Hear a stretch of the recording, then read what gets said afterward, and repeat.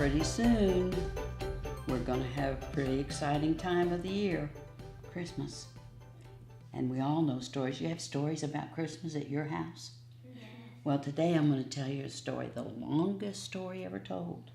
Adam and Eve lived happily together in their beautiful new home, and everything was perfect for a while, until the day when everything went wrong. God had a terrible enemy. His name was Satan. He wanted to stop God's plans, stop this love story right there. So he disguised himself as a snake and waited in the garden. Now, God had given Adam and Eve only one rule, just one. He said, don't eat the fruit on that tree. God told him, because if you do, you'll think you know everything, and you'll stop trusting me. And then death and sadness and tears will come. As soon as the snake saw his chance, he slithered up to Eve. Does God really love you? The serpent whispered. If he does, why won't he let you eat the nice, juicy, delicious fruit? Poor you. Perhaps God doesn't want you to be happy. The snake's word hissed into her ears and sucked deep down into her heart like poison. Just trust me, the serpent whispered. You don't need God. One small taste, that's all, and you'll be happier than you could ever dream. Eve picked the fruit, and she ate some. And Adam ate some too. And a terrible lie came into the world. It would never leave.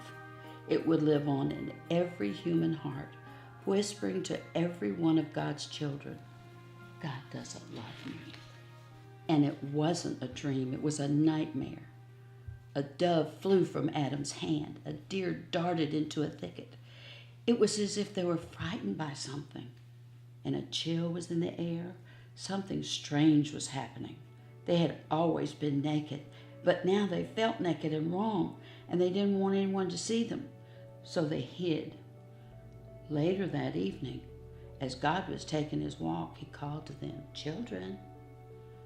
Usually Adam and Eve loved to hear God's voice, and they would run to him, but not this time.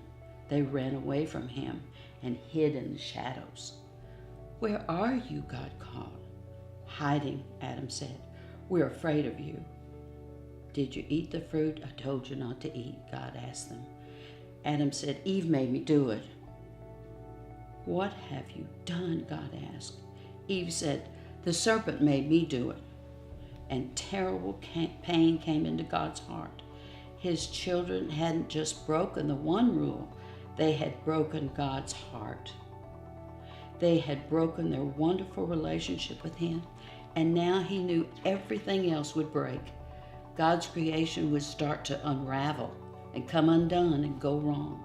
From now on, everything would die, even though it was all supposed to last forever. But not in this story. God loved his children too much to let the story end there. God had a plan. One day, he would get his children back.